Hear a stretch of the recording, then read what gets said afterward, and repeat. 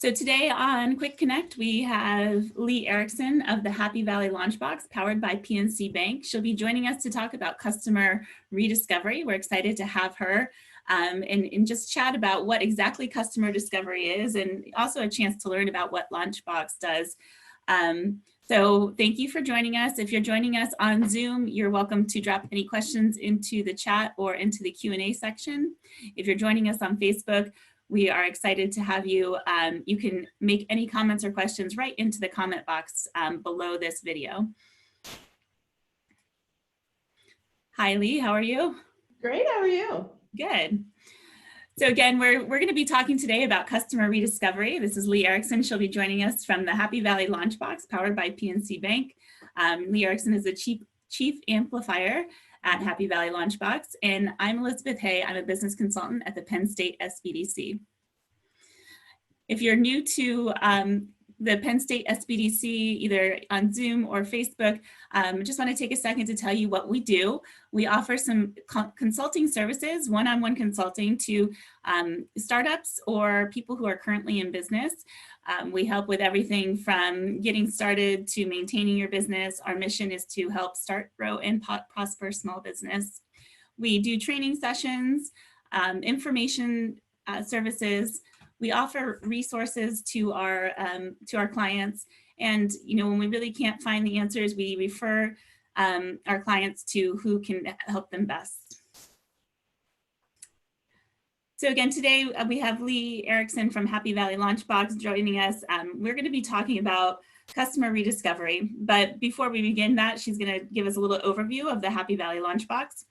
And then we're going to define what customer discovery is, how to use customer discovery to pivot your business if that's something that you need to do right now as the economy reopens, customer discovery strategies, what to look for in feedback and how to use that to promote customer discovery, and also common customer discovery mistakes.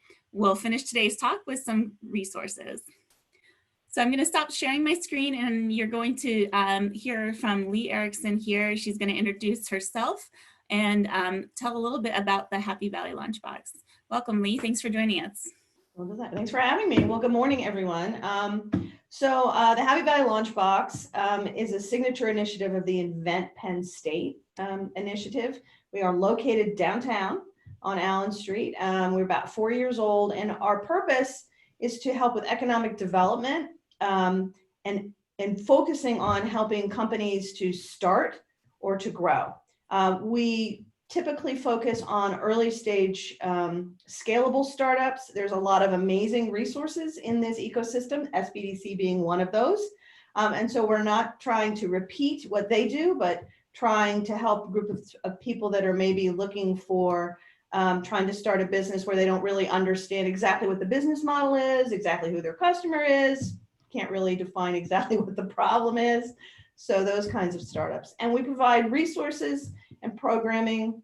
We have 3 different accelerator programs that range from 4 weeks to 5 months, depending on the stage of the company. We do a speaker series called the Top 5 in 25.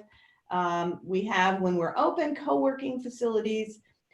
There's also 2 law clinics that are still open, the Entrepreneur Assistance Law Clinic and the Intellectual Property Law Clinic.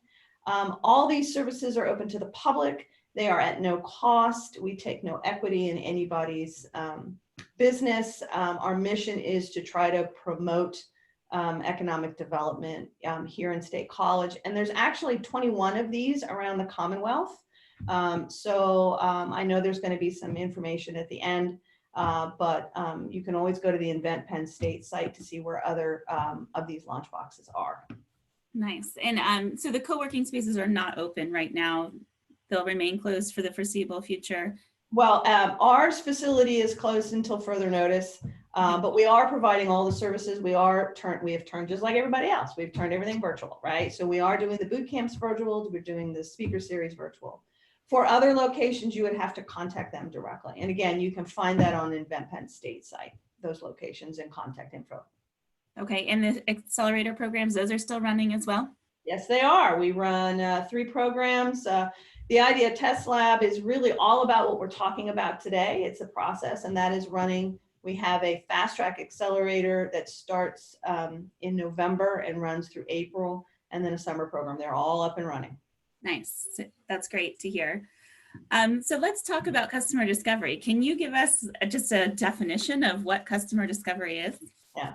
So I find that it's good to give examples. I'm a big example person, right? So for example, let's say you were going to invite a group of people to dinner and it's summer. So you decide you want to do a cookout. So you make this beautiful spread of hamburgers and hot dogs and wings and all this good stuff. Everybody shows up and nobody eats anything because they're all vegans. All right. So customer discovery is how do you stop that from happening? You've made assumptions about your customers, in this case, your diners. What could you have done to avoid spending all that time and all that money and preparing food that nobody wants, right? And so it's basically understanding the needs of the people you are trying to serve and what value they are looking for. That's great. Yeah, no one wants to be in that position where they have a bunch of food and no one to eat it. So why is customer discovery so important? You said, you kind of given us an example, but can you explain what testing assumptions means? So we all have assumptions, right? There's nothing wrong with having assumptions, right? And many people that are listening have had multiple businesses. I've had multiple businesses, and we make assumptions about our customers and what they want, right? There's nothing wrong with that. Where you create risk for your company is if you act on false assumptions, right? Oftentimes what we see is that your assumption's not totally wrong, but it's slightly askew, right? You're thinking this, but it's really more like this. And so testing assumptions means that you're reducing risk for your company because you are making sure that you are clearly understanding the problem and why it's a problem, understanding the motivations that your customers have. And also customer discovery not only allows you to test assumptions, but it helps you to figure out messaging and channels, right? So if I'm talking to my customers about their problems and their needs, I'm understanding their language and their words, and I can use that in my messaging back to them. And it also helps you define what you need to offer. So if you validate and invalidate assumptions and you understand a need, you can more tightly align what you want to provide to what they need. So it really helps you to figure out exactly how to build something that people want, not something you think people want. Yeah, you have a great example of how current businesses can kind of use this to test assumptions that they may have about their business, such as, my customers are coming for one reason, but they're really coming for another. So could you maybe give us an example of how that works? Yeah, so, oftentimes, again, it's that you're not 100% wrong. It's that you could be more on target, right? So the example that I use all the time is we had a gentleman that we were working with that was creating a site where you could challenge people to play Madden sports, Madden esports, right? Games you could bet them, you could create. Evidently, this is perfectly legal because Madden sports is a game of skill. Who knew? I guess if you play Madden sports. But and what happened was I said, okay, why do people do that? And he said, well, they do it for the money. I said, okay, that's your assumption. Go validate that. Go talk to, and that seems reasonable, right? Go talk to 30, 40, 50 people and ask them why they do it and dig deeper. And we talked a little bit about that process. And then come back and bring all that stuff back to me, all the notes. And then what we did is we did a little exercise where we looked at the patterns. And what we saw was there was a bunch of people that said, I do it for the money. It's extra cash. It's it's my weekend spending money. It's how I afford my, to take trips and pay for gasoline. Great. But then there was this huge other pile where people had said stuff like, I like the competition. I like to show off my skills. It makes me feel really good about myself when I beat people, right? So really, there was two motivations. One was money, but the other was status. I want to show people that I'm the king of the hill and that I can do all the wonderful stuff here and I can beat it. So why is that important? Well, it's important for a couple reasons, like we were talking about before. If you're going to create a contest, your contest messaging isn't come win this money, it's come beat the best and win money, right? If you are going to create a leaderboard on your site to show people, who's the best, it's not about the amount of money they won. It's about the number of people they've taken down. It's about the number of competitions they've won. You could have competitions that would just really resonate with these people and say, Elizabeth has been #1 on Madden Sports for 2 weeks. Can you take her down? And so by understanding that you were kind of right with money, but there was this other motivation that was more important, i.e. status, you can reframe what you do and it actually impacts what you offer. And that resonates more clearly and more tightly, I guess, with your customer, which puts you ahead of the competition. I think that's a great example, especially now as we talk about businesses reopening or getting back into, business after the shutdown. So kind of leads me into my next question. Is there such thing as customer rediscovery? So for people who are already in business and they're just not, they want to go somewhere else, they want to make a pivot, is customer rediscovery a thing? Sure. I mean, I think you should always be doing customer discovery, right? People's needs change, different things change. It also allows you to see new opportunities that you may not have had on your radar before. So it keeps you a pulse, right? And it's really critical now. So I was a serial entrepreneur before I came to LaunchBox, had a marketing agency, ran a Parcel Plus, which is like a mailboxes, et cetera. And also had an independent consulting. And I think back on my career, I think, what would I be doing now, right? Well, I would be reaching out to customers and asking them about some of the challenges that they're facing, right? And that's really critical. You have limited resources. A lot of our businesses are very strained right now because they've not been able to have the same volume that they've had before, or any for some of them. So, I think at this point, assumptions kill, right? And you reduce risk by doing a little upfront customer rediscovery so that you can make sure that what you do really aligns with the needs. So if we look at a couple examples. So if you own a restaurant, right? What assumptions are you making about the criteria people are using to decide whether to eat out? If you are turning a in-person service into a virtual service or a distance service, think exercise club or summer camps, right? How do your customers want to engage with you? What are challenges that they might find in going virtual? If you can figure that out before you provide that service and then message that back to them, you're going to have much more success because the customer's like, you get me, you understand what needs I have to do. I think that's great. So it's kind of like you're revalidating what you knew, but you're also seeing if there's been changes to what the customer is looking for. Right. And this is and again, this doesn't happen in any specific type of business. This is just human nature, right? We run businesses, we understand our customers, we're providing a service, we're doing well, we may be growing, whatever. And then, we're just heads down executing, right? But companies that don't have a heads up approach and continue to talk with the customers miss opportunities to grow. And that's when they get lapped, right? Somebody comes behind them with something and you're like, oh my gosh, I didn't even see that coming, right? Because you're so far down trying to execute, right?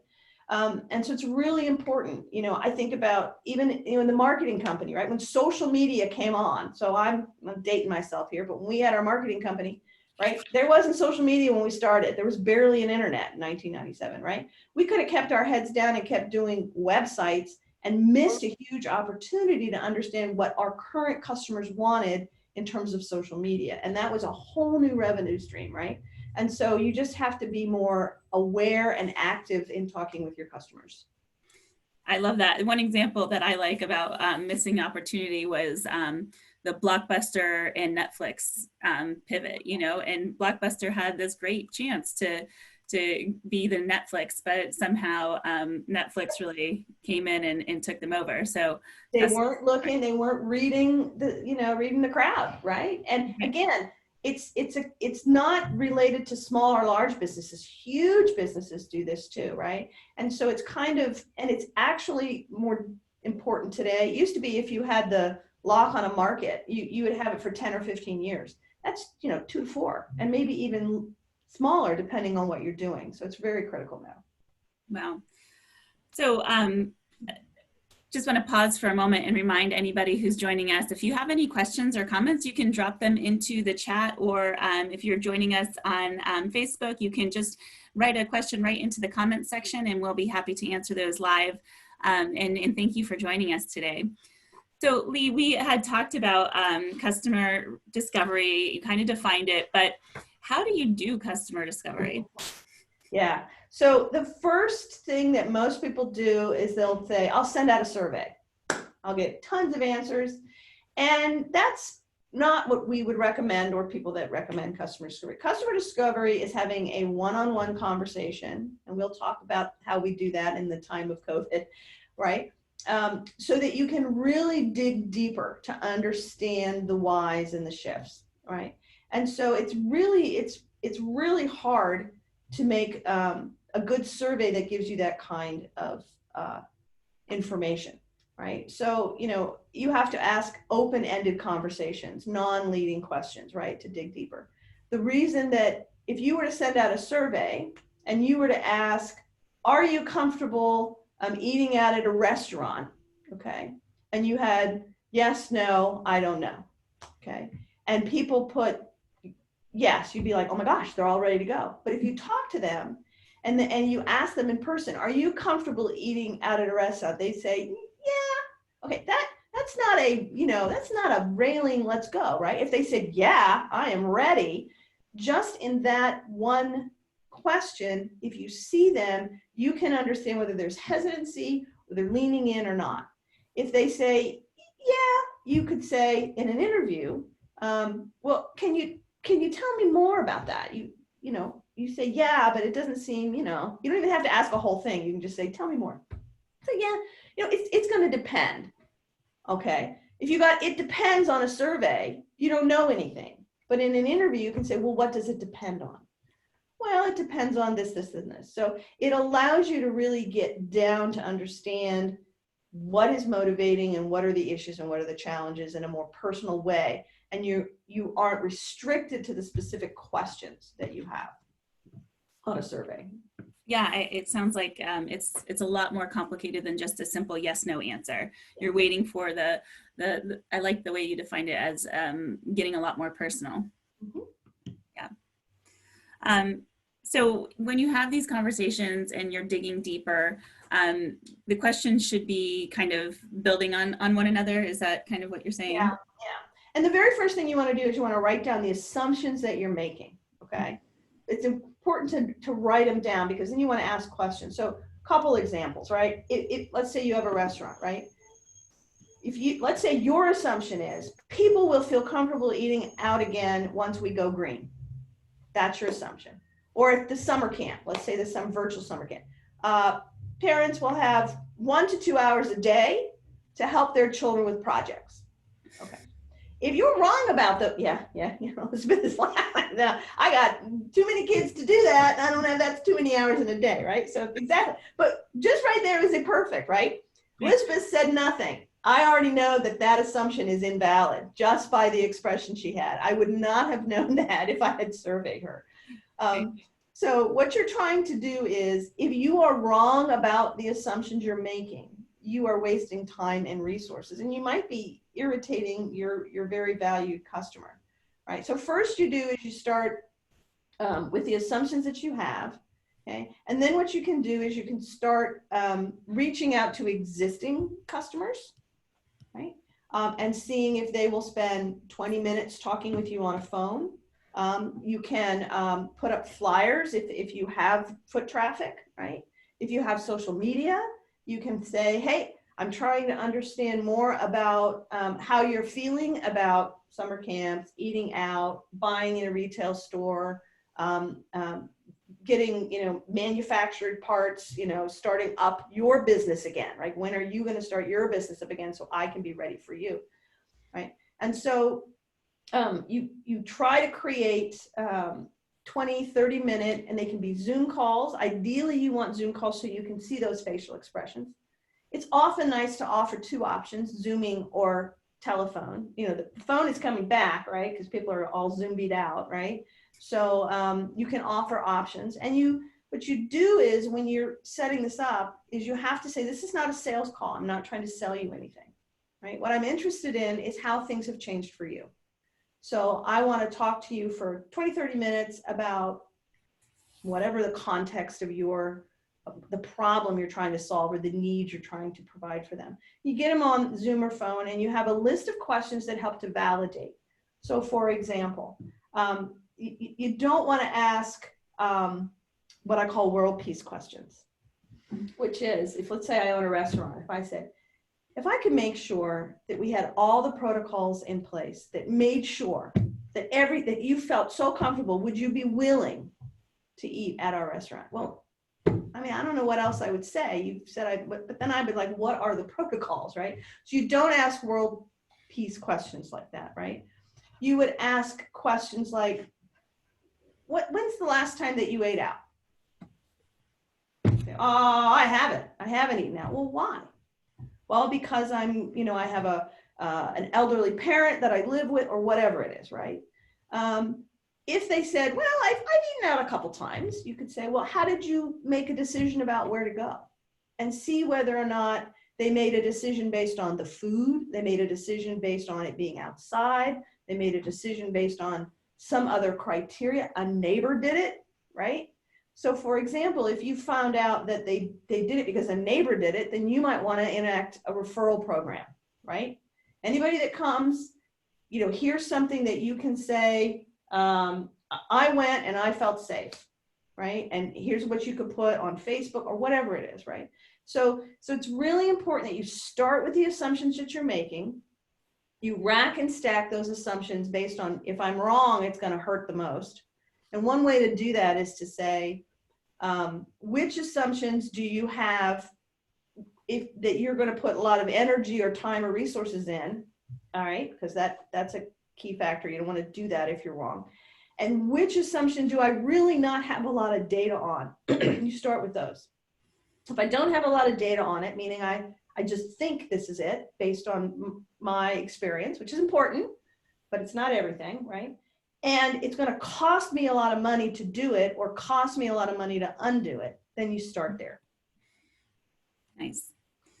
Yeah, I think if you're joining us right now and you're a business owner, you should start jotting down any assumptions you have about your business and your customers and why they're wanting to come to you now, just to kind of start a starting point. And then you say the next step is to kind of test those assumptions, right? And those are the questions that you develop in order to test those assumptions. Yeah, and again, it's hard to not ask a leading question, right?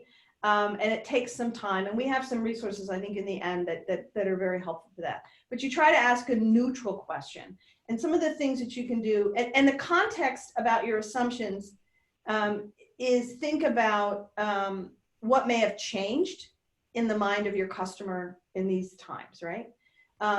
And what you can always do is when you start off is ask them for an example, right? Tell me about the last time that you bought a piece of clothing, right? Because their examples will reveal to you what they did. Walk me through those decisions. Walk me through what you did, right? A couple of things that you can always do is say, that's interesting, tell me more. Pretty neutral. Another good one is, well, how did that work for you? So if they say, yeah, I went out to dinner. Well, how'd that work for you? And if they say, yeah, it was great. You can, okay, so what made it great? Or if they say, yeah, it was okay. So what you're looking for, right, is to figure out where you're wrong and fix it, not to prove that you're right. Again, it's difficult to do, right? We do customer discovery at the LaunchBox. After every time that we run a boot camp or an accelerator, we sit down and talk to everybody about what's working and what's not. It can be humbling as a business owner to hear that you don't really 100% know exactly what your customer wants, right? But it's those business owners that understand it's not a personal reflection on you. There's things happening in this world that you can't control. And the business owner that figures out how to do it better because they're more connected with what people want, they're the ones that are going to win. Yeah, that's a great point. And just to back up a moment, and I didn't tell you I was going to ask you this question, so hopefully I'm not putting you on the spot. But make something up. we talk a lot about, then taking this, we take these questions and these answers and we want some data so that we can make a decision. But how do I, classify into a data point an answer such as, how do you really take these Great answers? question. Okay. Yeah, you can't. Because what you have to do is you have to say, tell me more. Okay. Right? So that's a great way. If you hear an answer and you're not sure how to act or what to change, then you haven't dug deep enough. Okay. So an example that I will give is, and we have this all the time. People come back and they say, oh my God, I got great interviews. I've done it. Great. We lay them all out. We're going to talk about that in a minute. And they come back and they say, oh, the number one thing is people want to be more productive. I say, what does that mean? Well, I want to be more productive. What is productive? What is more productive? Less resources, less time, less money, less people, right? And so what happens is in the beginning, when you first do these, you tend to think that you've hit on something. Again, as a business owner, I remember this, you're just looking for that way to connect, right? But you have to keep going. If somebody says, I really need to be more productive, you have to say, do I know what that means, or am I making another assumption? Productivity means less people. Then that's what you have to say. You have to say, what does that mean for you? Well, it just means that I'm more efficient. No, what can you give me an example of a time when you did something that made you more efficient? And then in their example, because examples are great, they can say, yeah, well, we instituted this practice and we were able to cut the time that our current employees use. Okay, so is time the factor? Yes. Why is time so important? Because I pay people hourly and it helps me reduce costs of my goods, right? All righty. So really what you're trying to do is reduce the cost of goods. That's your mission. You have decided you're going to do that by reducing time, applied time, right? So now you can either go all the way to the end of how can I help them reduce the costs of their finished goods, or how do I help their employees spend less time, right? But to say, I'm going to make you more efficient is kind of a message. If I were to say to you, I can help you reduce the time employees spend by 50%, now I'm listening if I'm the customer. Wow. I like that. So really you need to ask questions that dig deep enough until you have something that you can classify as data. Yeah. And you may, and again, sometimes you have to go back, right? So, you've got the body language that helps you've got digging deeper, but sometimes you might have to go back and clarify. That's okay. I've been doing this for a number of years now, and I still sometimes don't dig deep enough. So it's a bit of an art. I think the whole point of this, kind of webinar is to say, there are ways to do this that help you figure out how you might be able to deliver new solutions. And I think we're going to talk about some of those different variations at some point. Yeah, no, I think that's a great point that, it's not just a one-time thing. It's an ongoing process that you want to learn to talk to your customers just to continue to be getting these little nuggets of information that help you develop your business and to grow your business, right? Right, and then you can be the first one to try something that you have some data, right? Now, it's not valid, and we're in an academic community here. It's not valid and reliable data. It's not your dissertation, right? But it's enough data that you feel comfortable in putting time and money into it, and that you have a higher level of gut feel or data that says it's probably going to be successful. Now, you still may have to pivot around, but it's better than just guessing. Right. Yeah, no, totally. So if we could back up a little bit, and we've already talked about, getting those questions, but, how many people do I actually have to interview before trying to make a decision to pivot? Yeah. What's a good number? Well, so there's no, this is, well, it depends kind of thing, right? What you're doing is you're looking to talk to enough people that you see a clear pattern around a target population. So if I were to give you rule of thumb numbers, okay? If you're doing business to business, you're going to talk to less people. It's just harder to get those people. I would say that start out with 10 to 15 interviews and then see if you see some patterns. We can talk about that. If you're doing business to consumer, right, you're probably talking in the 20 to 40. It could even be more, right? A lot of it depends on whether this is something brand new that you're trying to explore that hasn't been done, or whether you're trying to make a smaller pivot based on a certain context that already exists, right? So for example, if you are trying to do the examples, right? Open a restaurant back up, turn a summer camp virtual, or turn a fitness, something in a fitness or a gym into something where people can do.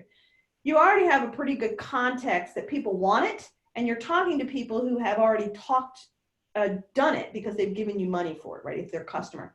So you probably need a few less people.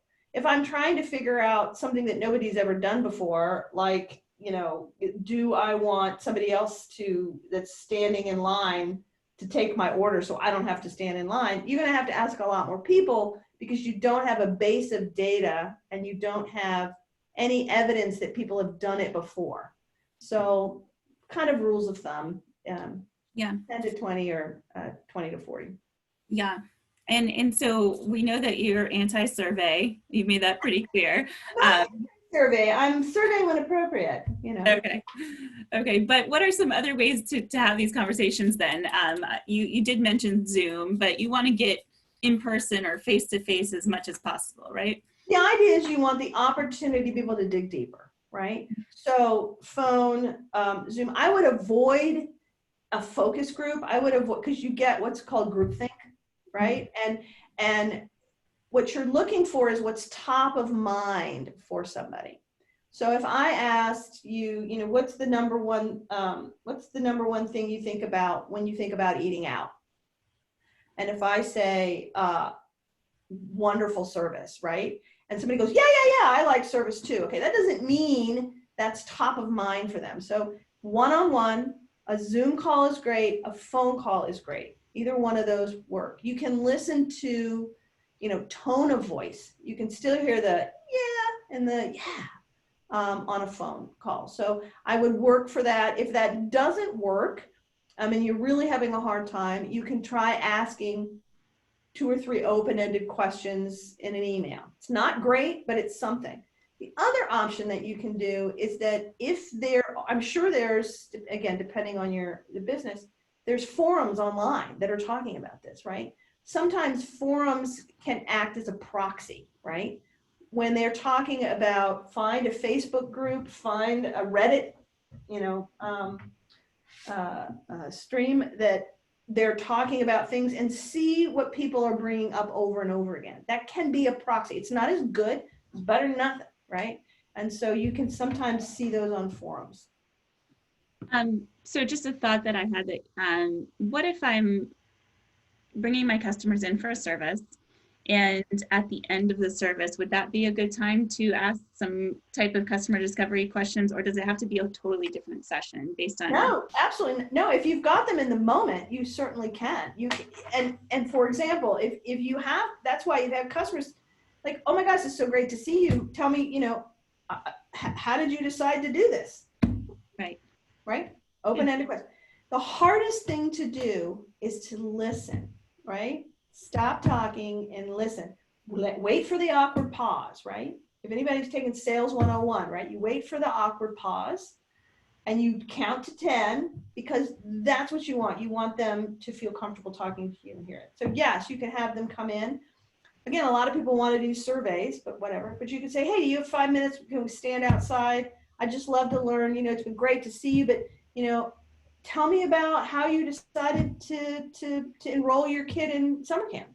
Yeah, I've been telling my clients lately just to kind of make a list of questions and have them ready for when the customers are coming in or when the moment appears for them to have this type of conversation. So, because it's not always necessarily easy to get customers to then come at another time to schedule a Zoom. But actually, you've in your experience said people are willing to talk a lot of times, which I think is encouraging for business owners who may be worried that no one's going to want to talk to me.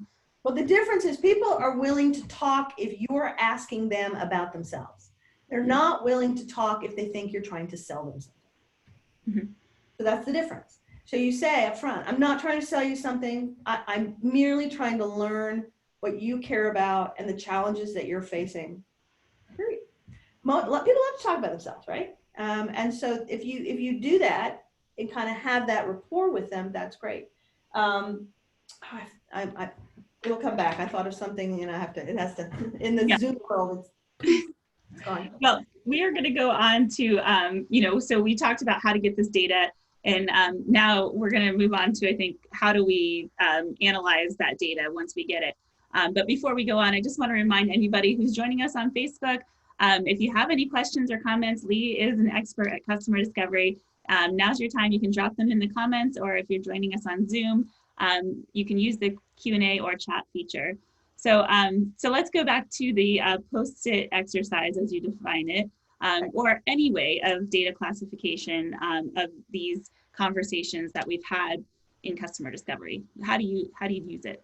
Yeah. So again, the key is you want the data to tell you the answer.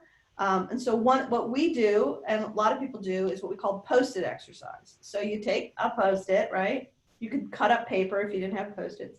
And you're supposed to be documenting these interviews, right? You're supposed to be writing down or recording, right? If you record, clearly you ask people if it's okay to record, right? Documenting, because we remember what we want to remember. So if you don't write it down, you're going to get false positives, right? So what you do is you take what we call a nugget, right? So if I talk to somebody and I ask them, tell me about when's the last time you ate out, right? And they would say, oh, it's been a month. You put ate out a month ago. That's a nugget. You put that on a Post-it, you put it aside. If they say, I ate out 3 months ago, Post-it, okay? Every little nugget of information about what they did, a motivation, how they felt about it, a challenge they felt, goes on a little Post-it. And ideally what you're doing is you keep track of which customer said what. You can number your interviews, right? And then you're doing all of those and you're looking for patterns. So you might have a pattern about how long ago it's been. You might have a pattern about, oh, these are different criteria, right?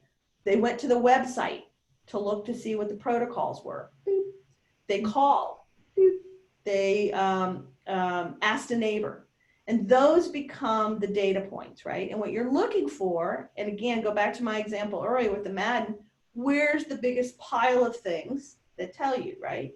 In that example, we had two big piles around motivation. One was money and one was status. What's more important? So now we understand the messaging of that. So what you're trying to do is the smallest little nugget, and then you're looking for these patterns, right? If you had one person say, I asked my neighbor 150 times, that's just one data point, even though you have 150 Post-its, right? That's why you number them. But if you had, 20 out of 25 people say, I asked my neighbor, now you have a pattern. The difficulty is you're not going to necessarily know exactly what to do about that pattern at that point. You're just trying to expose the patterns.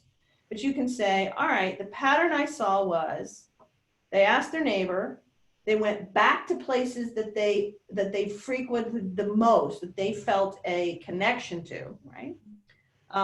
Then you can say, all right, how do I do that? My messaging might be come back to where you love. You spend all this time. It might be a referral program because you know that neighbors are talking to neighbors. It might be putting something on your website that allows people to say, hey neighbor, I ate here, or whatever it is. I mean, I don't know.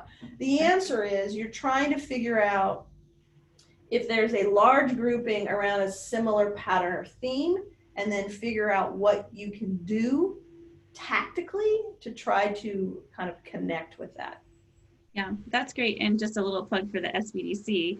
Once you find those patterns, you can get together with a business consultant, and we work for free, and we can just kind of help you sort through what the best next steps are if you get stuck. So definitely reach out to us. I want to just throw in there, Elizabeth, is if you don't write down everything, you will get false positives, right? And the reason this is helpful is you can say, my assumption was that they were listening to their neighbors. But I only had 3 out of 20 people say that they even talked to a neighbor. So then that assumption's wrong. So I can put that aside, right? So you're going right back to the very beginning, right? What assumptions did I make? Is there any data that supports them or dismisses them? If you can come up with assumptions that are invalid, that's progress, right? That doesn't mean you don't know your business. It just means you know your customer better. And so that's a good thing to do, right? Yeah, I wrote that down.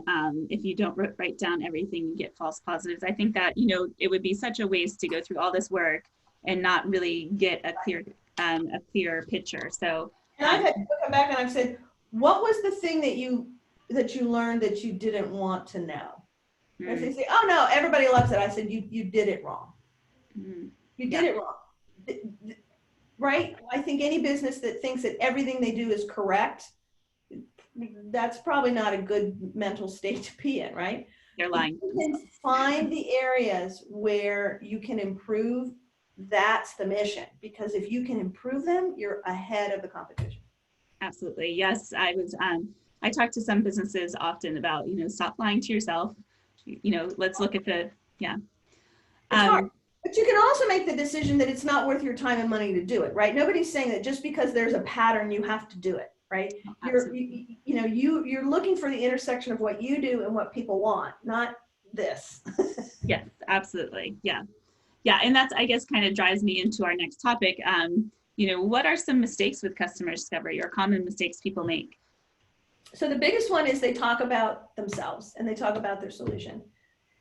If you just say, I am not allowed to talk about what I do or how I do it, that's the way to go. What you're supposed to be doing is understanding the challenges, the needs, the desires of your customer. So it's all about them. So talking about your solution or saying, asking them, would you questions? Okay, would you? Right? You can't make money on what people might do in the future. It's a real false positive. Not only that, but if you have a relationship with your customer, right, and there's some kind of relationship there, people typically don't want to be mean, right? So if they say, if we were able to open back up and do outdoor seating, would you be interested in doing that? And somebody says, oh yeah. You can't, they're just either being polite or they're being truthful and you can't tell the difference. So you can't act on that, right? So don't talk about your solution. Not understanding the root cause of the challenge or the problem. The example that I will give you is, so I used to work for GE and develop training for large software systems. And we had a client call up and say, nobody's using the system, nobody's putting the data in that they're supposed to be putting in. Clearly they don't understand how, we need to do some training. And I went, well, I already trained them. So either my training is really bad, probably should know that, or something else is going on. Well, luckily for me, something else was going on. And when I went and talked to people about, tell me about this, tell me that, what we found out was that the software system automated the paper and pencil task that they did for their job. So as soon as they loaded all the data in, they were worried they were going to lose their job.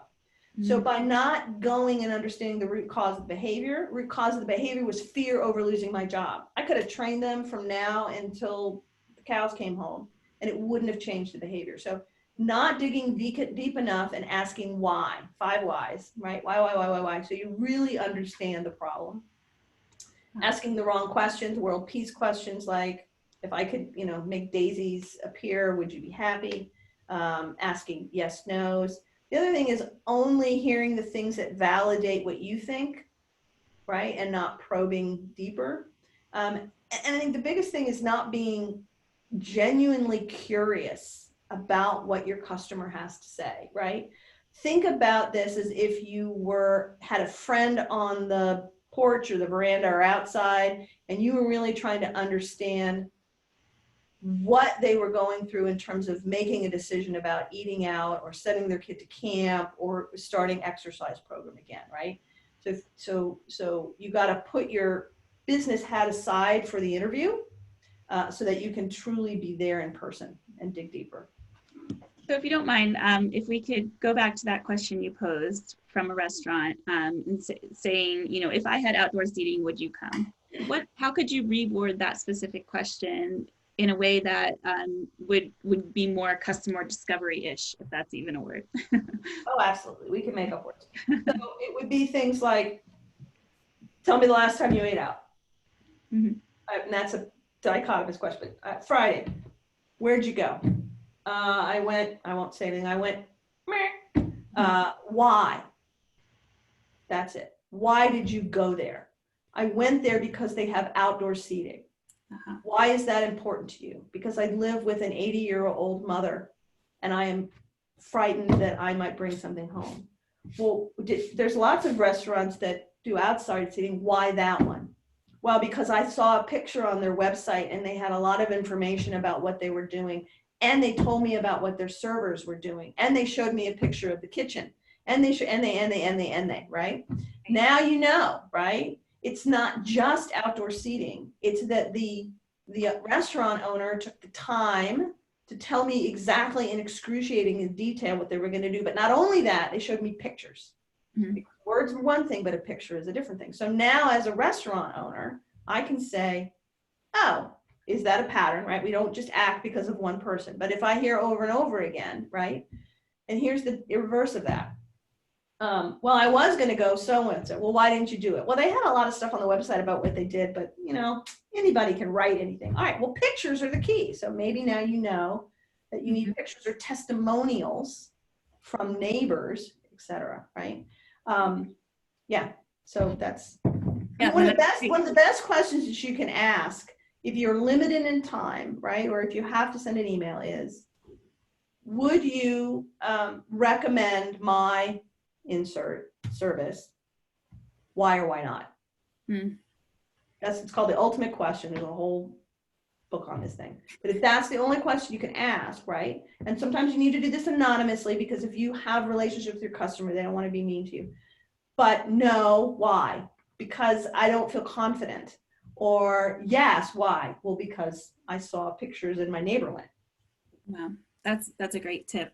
But also I like you one point said the 5 whys, like each question should maybe get down to 5 whys and then they really open up, it seems, at the, you know, once you get them to the bottom line, right? And you guys, and you can Google that, 5 whys. There's usually it takes about 5 ways to get to the root cause. It's actually a thing. I didn't make that up. Yeah. All right. Well, what else do we have on customer discovery? We're getting towards the end and I want to leave time for resources. Why is customer discovery or customer discovery so important right now? You know, as the economy starts to try to rev back up and get going again, why is this so important? Yeah, well, I mean, we've talked about a lot of it. I mean, it is just really difficult. I do not envy anyone that has a business now.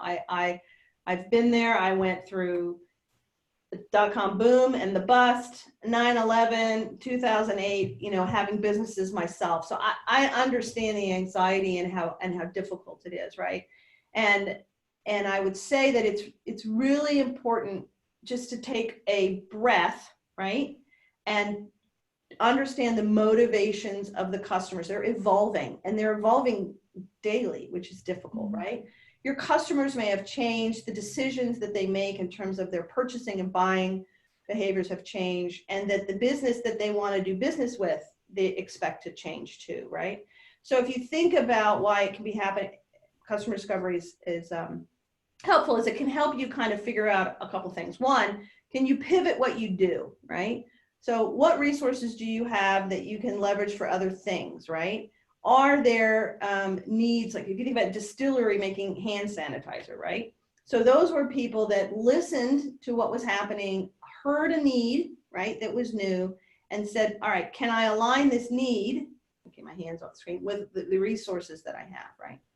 The other thing is maybe you just need to re-message what you already do. We gave some examples in terms of the restaurant. One of the ones that I love is there's a company called W&P, shameless plug, it's a friend of mine, designs. And he had what he called an in-flight cocktail kit, right? So it was this really kind of a high-end kit that he sold to airlines. And it had, you could make mojitos and you could make old fashioned and all this. So the airline would give you the alcohol, and then you had everything in your little kit. Well, that business dried up almost overnight, right? So what is he going to do? Well, he repackaged it and now calls it the virtual cocktail kit. And he sells it to businesses who want to send it out to their people so they can have like these remote happy hours. Okay, so if you learn and you listen about what are customers doing, how are businesses changing?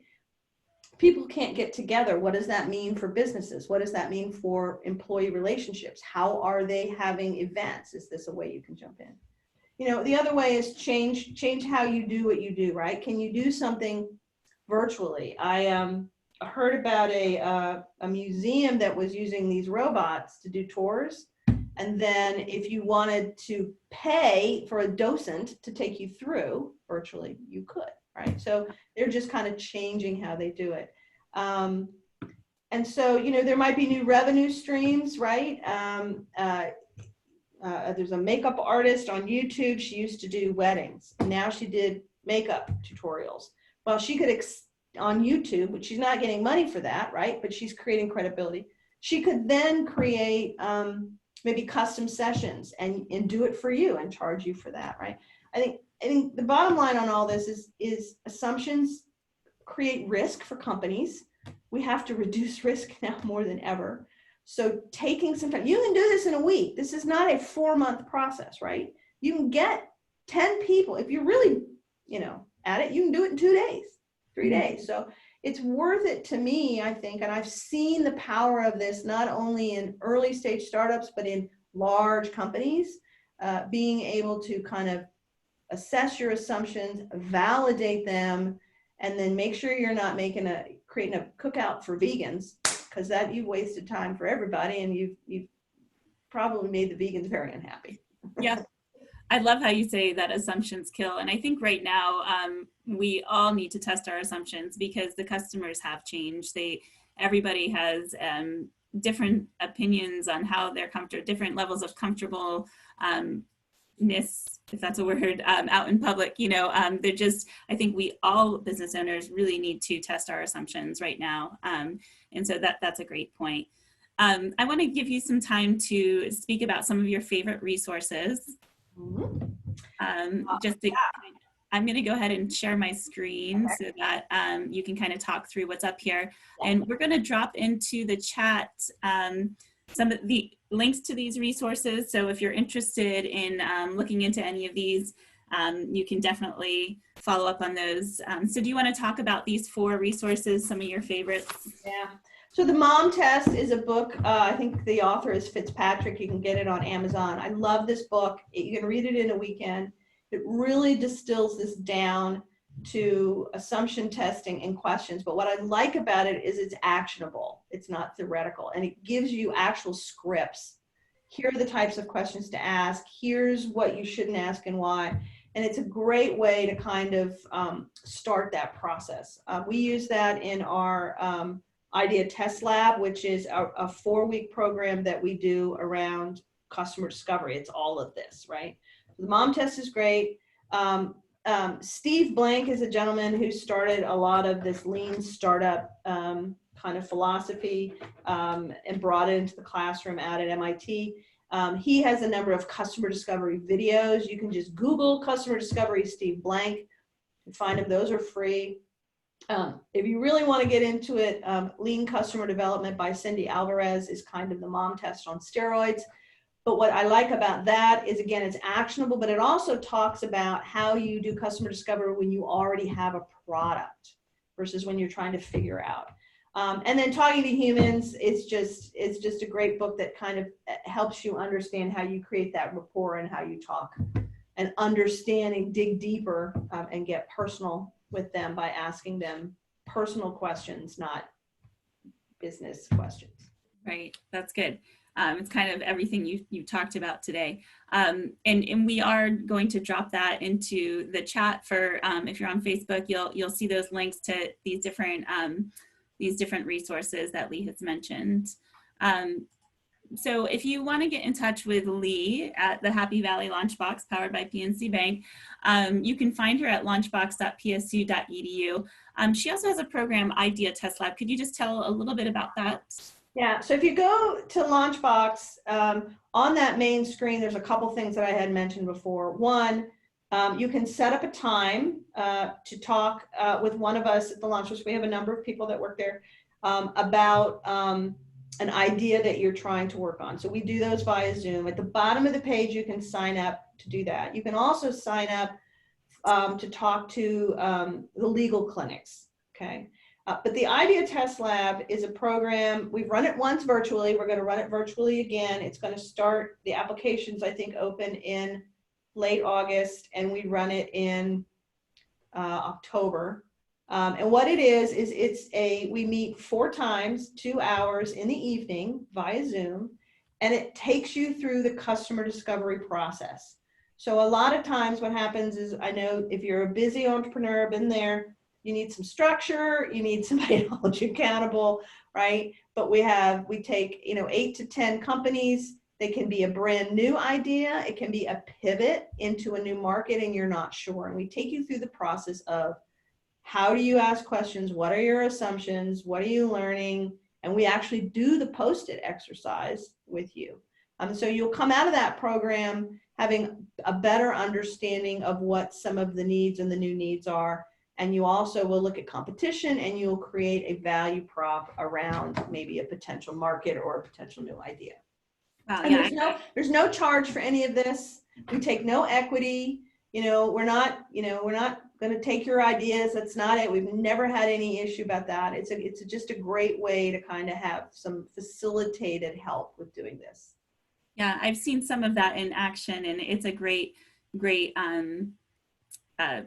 class session to be involved in. Boot camp, call them boot camps, Boot camp. Okay, yeah, I was wondering how you. No grades. We don't give everybody grades. So. Great. Well, thank you, Lee, for joining us. It's been a really, really great session. I know that customer discovery is something that a lot of our businesses are trying to wrap their head around right now. And, just as a reminder, start writing down some assumptions that you have, right? Number 1. Number 2, they can also be writing questions that test those assumptions, right? And then just talking to your customers. Yeah, I mean, and the bottom line is it's difficult. I've had people say, well, how am I going to find people to talk to? And my answer is, if you can't find them to talk to, you can't find them to sell to. So, Good point. right? So